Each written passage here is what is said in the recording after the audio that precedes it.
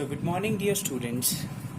Today again we are continuing with our differentiation topic. In the last topic we have taken, that is the derivative of implicit functions. Questions were also done. Okay. Now we are going to head to the next topic, that is exponential and logarithmic functions. So in this section we shall introduce a new class of function which is there in front of you, that is exponential and the logarithmic function, and we are going to see we are going to see the properties also, as in we have already seen in the 9th and 10th class regarding the exponential and logarithmic functions. Okay, logarithmic questions we have done, okay, not the functions we have seen. So we are going to see now, and we will be going to see their derivative also. So first of all, let us take exponential function. Let us have some recap of it.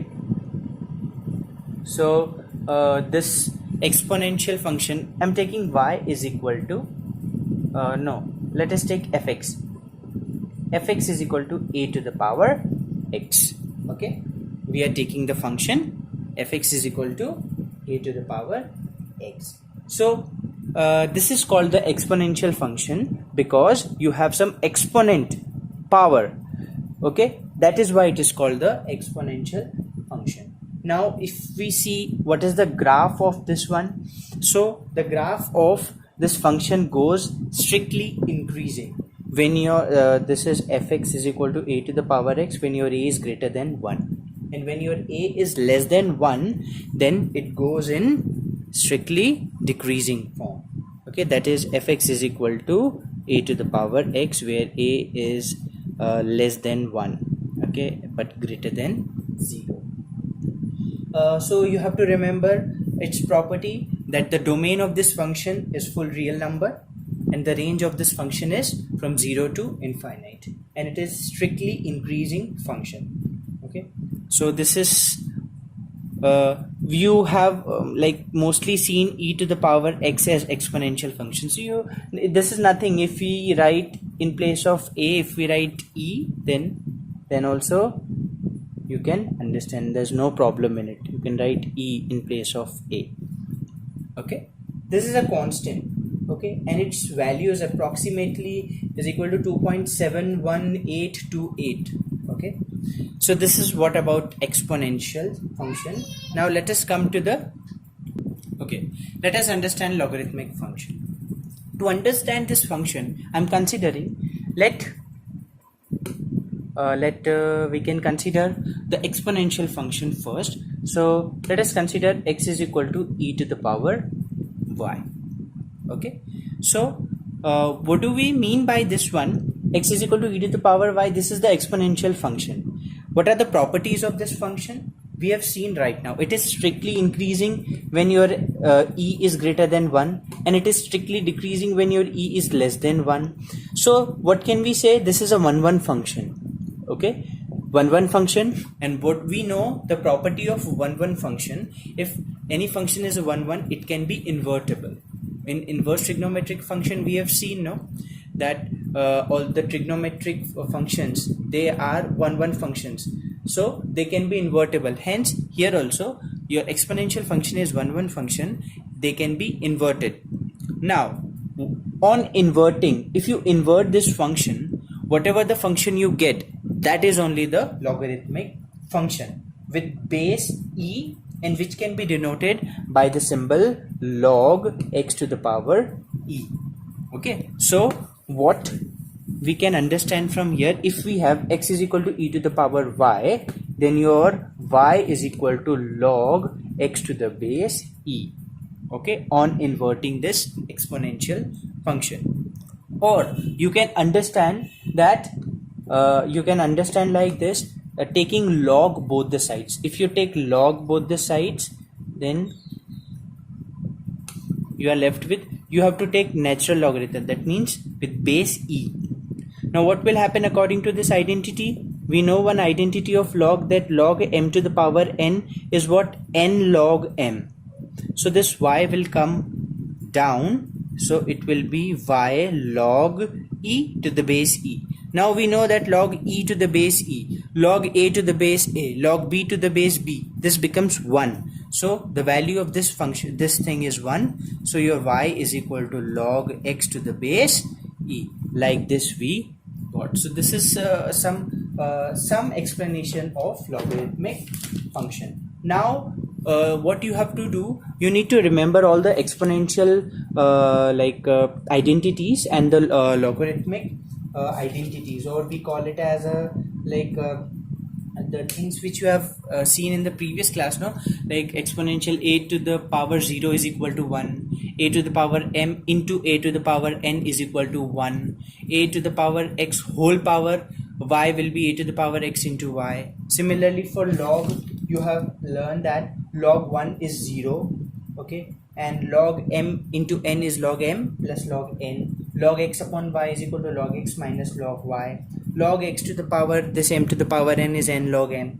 So these things you have to just see. One more thing I want to share it with you, that whenever you have, like say for example I'm saying x is equal to e to the power log x, and this is also base. So whenever you have exponential function and on the power you have log, then these two will get balanced and you are left with whatever the answer you have. So for example, if you have a y square, okay, so this e with this log, they both will be balancing, self-adjusting we can say, and you are left with y square.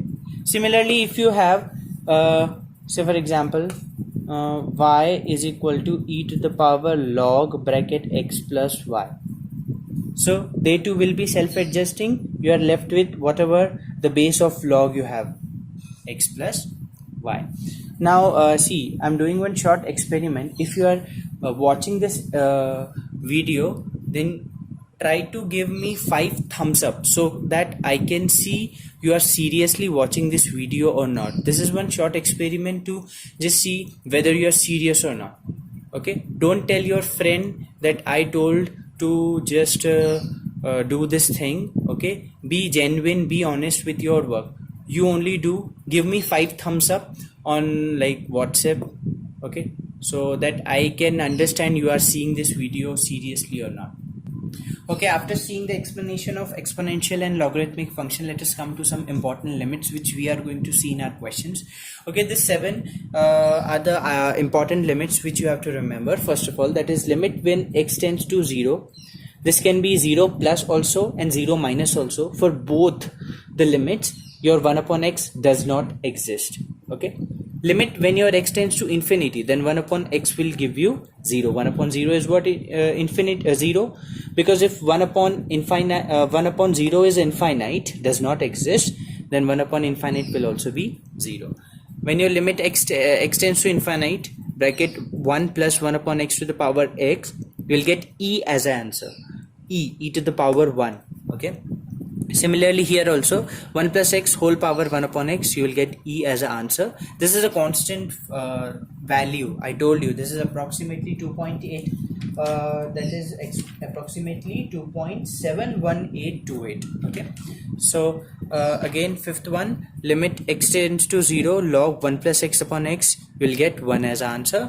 Limit x tends to 0, e to the power x minus 1 upon x is equal to 1, and limit x tends to 0, e to the power x minus 1 upon x is equal to log a. Now what you have to remember is, you have to remember this identity. The proof I'm not doing because it is given in the book, and that you have to understand why this proofs we have already seen, such type of things and questions we have already seen in 11th class.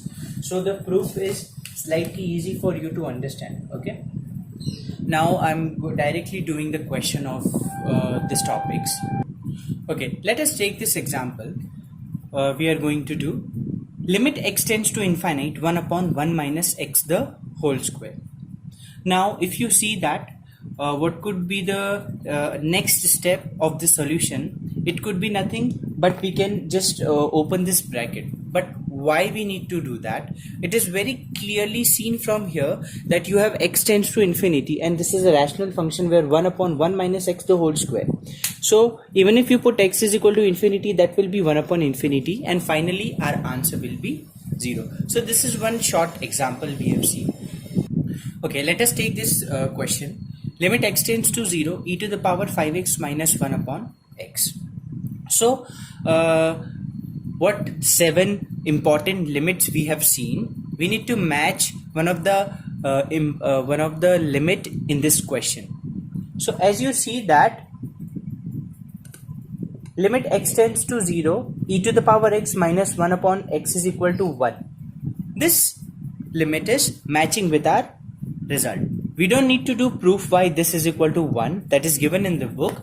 Okay, we can directly use this limit in this question, but for that, see, you have x here, in the denominator also you have x here, but we have e to the power 5x here, so we need 5x in the denominator. So for that, what we are doing, we are multiplying. For that, we are multiplying 5 and dividing 5. Okay, so this will be like this one, like this. Okay, now okay, this is, we are doing like this. So this whole will give you what? This will give you 1, and you are left with what? 5. So your answer will be, see how you write, this whole will be equal to 1, so 5 into 1, your final answer is 5. Like this you have to do. Okay, let us do this question. Limit x tends to 0, 7 to the power x minus 1 upon 10x. Okay, again, what identity I'm going to use? Limit x tends to 0, a to the power x minus 1 upon x. The result is log a by the limits. Okay, now we need to use this limit in this question. How we can do that? Limit x tends to 0, 7 to the power x minus 1 upon, see, a to the power x minus 1 upon x. We need x, and in the denominator, that is x. 7 to the power x minus 1 upon, I'm doing x multiplying and x dividing, and also I'm rearranging the question like this. 7 to the power x minus 1 upon x into x upon 10x. Now distribute this limit in these two. So when you will distribute this limit in this one, you are left with, wait, let me write properly. And for this one, I'm doing limit x tends to 0, 1 upon 10x by x. Can I write like this? X upon 10x can be written as 1 whole upon 10x by x. Why? Because limit x tends to 0, 10x upon x, you will get 1 as an answer. That's why I have written. And here, what you will get? If a to the power x minus 1 upon x is log a, then this will be log 7 into the answer of this will be 1. So finally, log 7 is your answer. Okay, let us take this question where you have limit x tends to 0, e to the power x minus e to the power bx upon x, and we have to evaluate the following limit. You have to find the answer of it. So we can use the identity limit x tends to 0, e to the power x minus 1 upon x is equal to 1. But it does not look like our identity, look like our limit. Okay, so we need to solve this one. How we are going to solve? See, e to the power ax minus e to the power bx, we need minus 1 here. So what I'm doing for that, I'm subtracting and adding 1 in the equation like this. Okay, then what will be, let us rearrange. I'm taking e to the power ax minus 1 in one bracket, and from this one and this one I'm taking minus common, so e to the power bx minus 1 in one bracket. Okay, now separate this x with this one and this one and give the limit also. So limit x tends to 0, e to the power ax minus 1 upon x minus limit x tends to 0, e to the power bx minus 1 upon x. See, we are molding our question in this limit. Now the only work is left is, this is ax, we need ax in the denominator. Similarly here bx, we need bx in the denominator. So I'm multiplying A and I'm multiplying A like this. Similarly here B and B. Are you getting? Okay. Now we can say by the identity this will give us 1, and by the identity this will also give us 1. We need we are left with A into 1, this is 1, minus this 1 into B is B. After applying the proper limits, we got A minus B as the final answer. Okay, that's it for today's class. So in the next class we will be going to see the very important part, or the very important section of this exercise, that is the derivative of exponential and the logarithmic function. This section today, what we have seen, this is regarding the limits. Okay, now in the next class we will see the differentiation of the logarithmic and exponential function, which is very important, but you should know this also. Okay, so stay tuned.